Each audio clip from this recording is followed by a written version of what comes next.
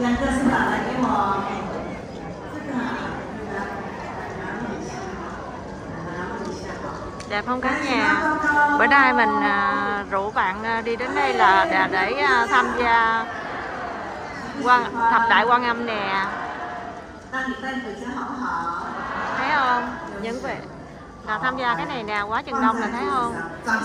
Hội trường hơn 1.000 người luôn. Đông.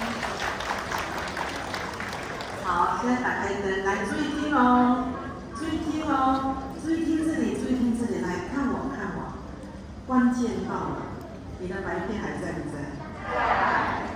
这很重要，拿起来，再穿进去，